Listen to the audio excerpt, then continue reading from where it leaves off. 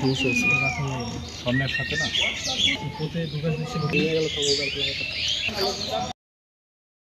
বিসমিল্লাহির রহমানির রহিম। উপস্থিত সাংবাদিকবৃন্দ এবং অন্যান্য সকলে আসসালামু আলাইকুম। আজ 27শে মার্চ 2025 তারিখে গোপন সংবাদের ভিত্তিতে জানতে পারি সুলতানপুর বিউপির দায়িত্বপূর্ণ এলাকা দিয়ে স্বর্ণ চোরাচালান হবে।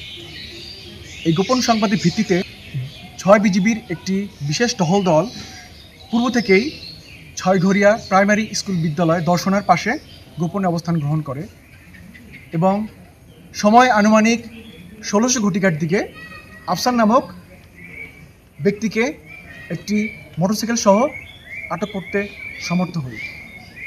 পরবর্তীতে আফসার এর কোমরে বিশেষ কায়দায় বেল্টের ভিতরে লুকায়িত অবস্থায় আমরা সর্বমোট 16টি স্বর্ণের বার উদ্ধার করতে সমর্থ হই।